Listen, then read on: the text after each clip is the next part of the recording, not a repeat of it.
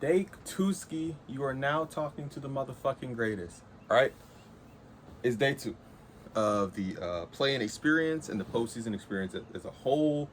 I first want to say that I was completely wrong. I was wrong about the Golden State Warriors and their chances to win. Now, I was correct about another thing. So I'm batting at 100% for my games out east, and out west I'm frozen, nigga. I got a crisp 0. So 50% overall. Um, so that's where we're batting at right now, which is not bad, right? Let's talk about really quickly. Obviously the East game came on first. Since that was a 7-8 game, the loser, the Orlando Magic, will be playing against the Charlotte Hornets. And I'm gonna be honest with you, I do not think the Charlotte Hornets will lose to the Orlando Magic. That's right. I think that the shooting slump that we saw at the 2016, the tour dates, damn, that motherfucker Khan wasn't even on the calendar. I think for a fact that that will not happen again. Brother shot 2 That is my grandmother's birthday. Brother, with all due respect, if your shot not falling in the next game, do not take that many threes. I think we're in an off period. There's no games today. There shouldn't be, at least. And the next time we see games, they'll be on Friday, which is good because that means I have a time to recuperate. I have to go to the dentist today, but that's completely unrelated. Let's talk about the basketball aspects of what I saw from the Orlando Magic last night. How I saw one of the worst fourth quarter teams offensively completely fall apart and basically miss their playoff window. They have been a very disappointing team this year. That is undeniable. But the biggest problem that this Orlando roster faces is the PB and no J allegations. Paolo Banchero is, by definition, the worst jump shot shooting player of all time. Not recently, not in the last 10 years or so, because I just want you to remember, Russ is in the last 10 years or so. Not in the last 15, not in the last 20, not since I've been alive. I mean ever. Of anyone who takes the jump shots as consistently as he does. And to be fair to Paulo, we weren't tracking this like statistics all the way back in like 95. But to be completely fair to him, jump shooters were not nearly as valued in that game. And also, if they were shooting that many jump shots, guess what? They actually had to go in. Paulo is one of the worst jump shooting players, just period.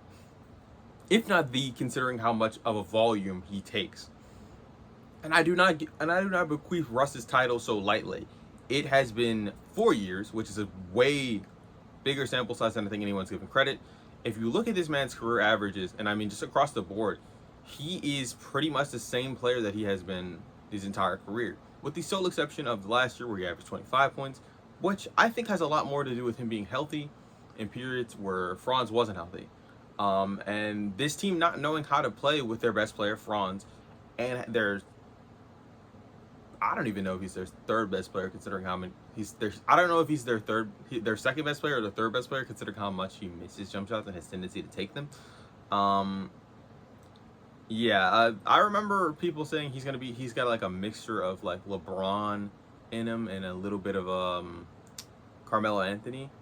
I think that's disrespectful to both of them. He's not the finisher that LeBron is. Even though, yes, he does finish at a high rate at around the basket, but the game is a lot more open than I think it's been in parts of LeBron's career, especially when we were considering him one of the best slashers in the league and like the slasher. And then 2, for Carmelo Anthony, Melo was hitting his jump shots. Like, and also, again, Melo played in a defensive era, which was a lot tougher for him to get his shot off of. And the jab step is cute. Like, he has like the fundamentals, but I just remember how we were talking about Tatum, right? And we were like, he doesn't know how to play make. Paulo also has that issue too, where he can't really read the defense. And yeah, that would have been cool like 20 years ago, like, you know, when KD first came into the league. But we live in an era of basketball where that's no longer acceptable, and him not developing that is a problem. The fact that he can't read the most basic of double teams is crazy. Remember when we were ragging on Embiid, we were ragging on Tatum, and those guys were like, you know, we thought, you know, Paulo was on the trajectory for like a top 10-ish player. deeper into their career, they've been making playmaking strides. But I think that Paulo needs to figure it out sooner rather than later. Mainly because I think they're going to split this duo up. I do not think Franz and Paulo will see success like this together unless he learns to play make. Because Franz actually is a solid playmaker. Also, Suggs was good last night. I think Suggs had great stretches. Now, to be completely fair to him, to be completely fair to Jalen Suggs, I did watch you get fried. I was watching you get fried by Tyrese Maxey, but I'm going to be completely honest. I think people have underrated Tyrese Maxey as a whole. I don't think people realize how effective of a scorer he truly is and how effective of a slasher he is and how fast he is. Mainly because that would require watching Sixers games, which I understand, bro. They sold you on this Joel Embiid guy, and you're like, he doesn't even play basketball. What gives? Where is the guy? Tyrese Maxey is the guy, okay? I don't know if you remember, but in the start of the season, he was averaging 30. Yeah, he didn't really fall off that much. Like, the fall off from 30 to, like, what? The 28 at least that he's averaging? Oh, boo-hoo. He is so fast. Creates so much space with every move he does. Like, and his jump shot goes in. That's another thing that niggas are just not being perceptive of. I just don't think they're understanding that. Okay, let's talk about the other things that Philly did. The things that Philly did well and not just what Orlando did poorly. Philly, for stretches of points of the game, Paul George was going off. Paul George had a couple of very tough baskets that, yeah, you expect them of older forwards to be able to hit some of those tough baskets, like those little fades, those little bump spins and all that. Some Kobe-ish shit, some LeBron, some old man LeBron type shit, which I would still attribute to like more Hakeem's footwork and stuff like that. That he showed out and did his thing. They didn't need Embiid to beat the Magic. I mean, I'm not surprised they didn't need Embiid to beat the Magic, but yeah. Paul was doing great. Kelly Oubre, for whatever reason, was on a heater last night, and the thing that kills me the most is Andre Drummond. Yes, Andre Drummond, Mr. Rebound, guys. The second most rebounds of any active player. That guy, you know, because the only other guy ahead of him is what? Fucking LeBron James. Crazy. That guy right there, yes, that Andre Drummond was shooting threes and making them. I think he made 100% of his threes that he took last night. That was a problem for them. I feel so bad for Wendell Carter because I feel like he's always in the worst possible situation. He just places over to be on the basketball court. And that's not like a knowledge thing. It's just his teammates always put him in fucking shitty scenarios. Jeez. As far as what Orlando should be prepping for in the next game that they'll be in, I don't know, dog. I really don't know. I don't know what to say that they haven't heard already. If if Paolo Banchero develops a jump shot in between then and there, we might be looking good. But I don't think that's going to happen. I don't think this team guards a three enough and well enough, especially considering how badly they performed against the team with Charles Lee's philosophy on it last year. I don't see it. And to be fair to literally everyone in that series last year, where the Magic looked very close and impressive, and even though they didn't win this series, I thought they would be a better team next year. To be completely fair to a Charles Lee coach team at that time, not head coach obviously, but a Charles Lee X and O's type of team, they were missing a lot of threes in that series. I do not expect a single game for them to miss that many threes. And two, more importantly, let me let you in on a little secret. Paulo is also not that great of a defender either. Like when I say Paulo's like needs to work on his game, I mean all of it. Defense can take an improvement. I don't think anyone's going to be expecting that much of him considering how much he shoots the basketball, but I just need a little bit more active defensive playmaking. And so a little bit, I don't know. Maybe there's someone he can sit down with and like really learn defense better. I don't know how that would help him, but it would be something that would be productive for him to learn. As far as his offense, man, he needs a jump shot coach immediately. Immediately. He needs to work with literally any shooter that wants to work with Paulo in the offseason to get his shit right. I think he needs to work on his shot from the ground up. And I don't mean because it's ugly. His shot isn't ugly. It's not a question of it's ugly. It's completely ineffective. The way we remember when we saw Tatum miss all of his threes in the playoffs in the season where they won the championship, and he came back and he completely fixed his entire jump shot. There was that little hitch in Tatum's jump shot, but otherwise it was a very pretty jumper. Yeah, they fixed that. Yeah, that needs to happen to Paulo ASAP. The playmaking and his ability to read the defense, you would think that would come to him by year 4, but maybe it just needs a little bit more time. I don't know how much time they're going to be allotted to do that, because if I'm the Magic, I don't know if I'm going to be in this era for much longer with Paulo, especially if he's going to get a deal. He's going to get his deal soon, right? His extension should be coming right now. That's tough. I don't know. I anticipate the Charlotte Hornets Magic game to be pretty mediocre. I do not think that even though they were getting there was very little separation in the game. We knew eventually Sixers are going to pull ahead because they're going to continue to hit shots, and they're just not going to hit shots as a team as Orlando, because Paulo's going to have the ball in his hand sometimes, and Paulo is also just that great of a playmaker that's going to have problems. Okay, I guess unless they're going to use Paulo more off ball, which I would suggest if he's going to be this poor of everything else. His dribbling is okay. Let's talk about the other game that I saw. So this was the game of the night. I was booking and landmarking this one as the playing game that would be the most entertaining, and it did not disappoint. The Los Angeles Flippers and the Golden State Whippers absolutely torched each other last night. Now, you notice that I didn't call them the Warriors, and I might have called the Clippers the Flippers. The Clippers were the team that I was expecting to win this game. I was going in, I was like, I don't see how, if they get production from Darius Garland, Benedict Mathurin, Kawhi Leonard, I just don't see that the Golden State Warriors can win. I think that Draymond is over the hill. I don't think that Draymond's defense on Kawhi is going to be enough. Draymond had 4 steals last night. Draymond hit a couple of threes last night. And that alone is enough. That's a lot. Draymond's defensive impact that we saw were slipping. The Warriors were in a tailspin at the end of the season. They had lost 7 of their last games, including an embarrassing loss, in my opinion, to the Sacramento Kings. I didn't see this team being ready for this. I just didn't. I'm thinking in my head, it's all over for them. We'll see them next year. I don't know who's going to be on the roster next year. Dog, they were pretty ready. They were very prepared for this game.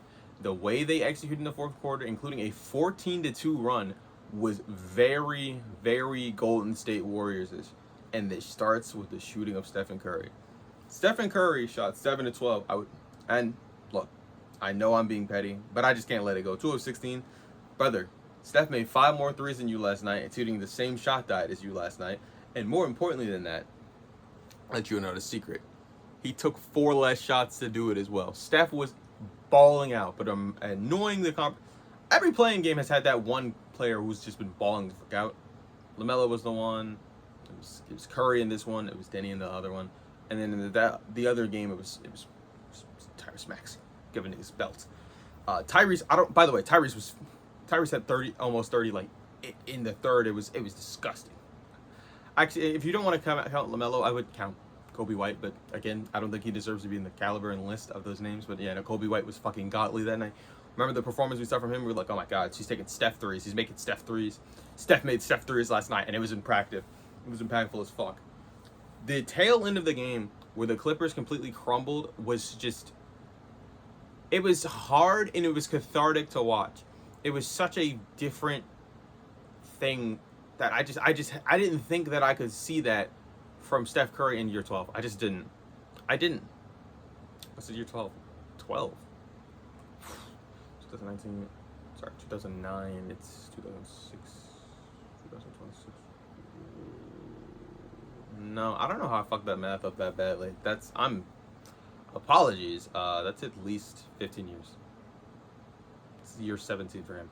I'm sorry, guys. Anyway, who was expecting that, right? I thought that for the Warriors and the thing I was preaching for the Warriors was the same thing that I was talking about with the Heat, where they both found themselves in positions where I'm sitting here like, I don't know why either one of you would want to contend in this situation, right? Hope that you get a good lottery pick, and this draft is very complicated and very deep. I would hope that you get a good draft pick out of this, and it'll be fine, and you'll just restart, and you'll try again some other time, because it's a crumbling apart, and you need to restart, right? Which is ironic because they're both Jimmy Butler teams in the last 5 years, but hey. I'm looking at the Warriors, right? And the Warriors are, not only are they taking over this game, not only are they going in stretches and strides where I'm just like, I don't really know what's going on. It's crazy. A lot of it is Steph shooting. But the role players around him last night, their defense was actually pretty adequate. And when it came to like the fourth quarter, and like especially with like the last 5 minutes of the fourth quarter, they handled themselves in a way that I had not anticipated. The playoff readiness that they showed in this game was very impressive. Now, that being said, they're still going to have to go up against the Phoenix Suns tomorrow. They're still going to have to go against the Phoenix Suns on Friday. And I think this is where we're going to see something about Phoenix. I think if Phoenix is not able to win this play-in game, well, they really can't do anything, right? But for Golden State, right, if they don't win the playoff game, what's next for them? What's next? If they don't win the play-in game and they don't get the privilege of being belted by the Oklahoma City Thunder, what is the alternative? What are they going to do? I'm going to keep it 1,000 with you. I don't know. I don't know either. They had a lot of very tradable assets previously. I was thinking Pajemski could be moved, Moody could be moved. It's no secret that Kuminga wants to be gone, but you know it's okay. You got off of Kuminga eventually. Finally got something out of him. By the way, the Porzingis when healthy is very good. We saw that last night. He was very good when he was healthy. Unfortunately, he's an if statement. When is he going to be healthy? I don't really know, dog. Can this team contend in the next year? If everyone's healthy, nah. Because what you're telling me is, can they beat the Warriors? Can the Warriors beat the Spurs next year? No. Can the Warriors beat the Oklahoma City Thunder next year? No.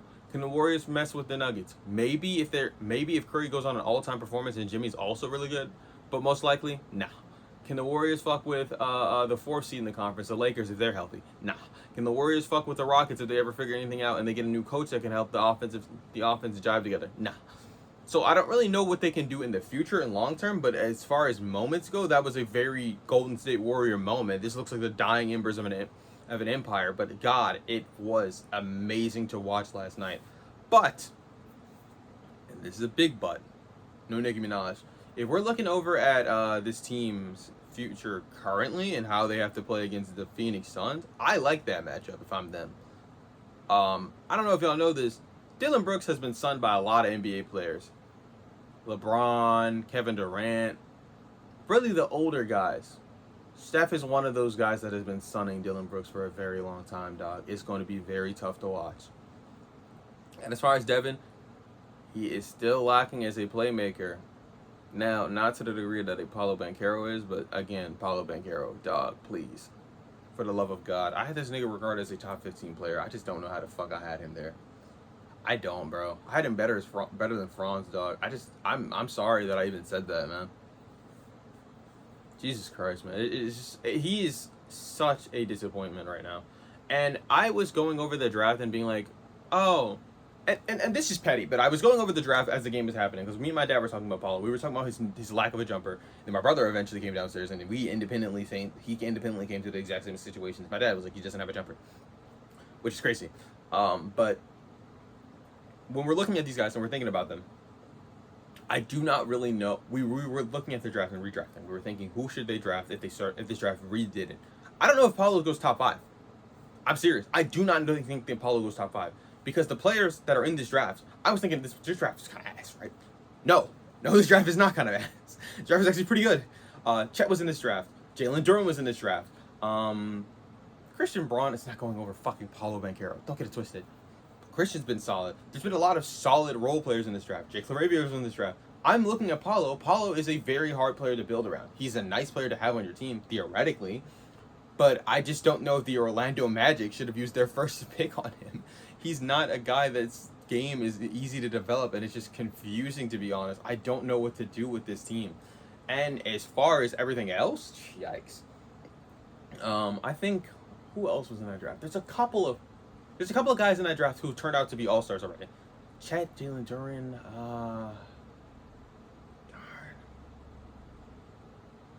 no, but like seriously, go check out that draft. I don't know if Paulo was 5. I don't know if Paulo's top 5 in that draft. I'm being genuine about that. That is, Orlando missing out on him. I thought he could be the next. By the way, Orlando has, despite the lack of success, Orlando has had some of the all-time greats. Now, as far as what they did to keep all-time greats, not really good. They've had Tracy McGrady. They've had obviously Dwight Howard. They had Shaq, Penny Hardaway before he got injured. I would also put Grant Williams in that. Grant Williams, that is not the right guy. I'm sorry. Jesus Christ, Grant. What? The guy who they say is LeBron before LeBron and Grant. I can't remember his name right now. Wow, it is slipping. Played on Detroit Pistons when they had those really cool jerseys. Grant Hill. Sorry. Yeah, I just don't really know. Like they've had a lot of decent to great players. Dwight Howard. I wouldn't put Vucevic in that era, but let's just say Paulo's looking a lot more Vucevic than he is looking like the #1 pick in the draft. Let's talk about.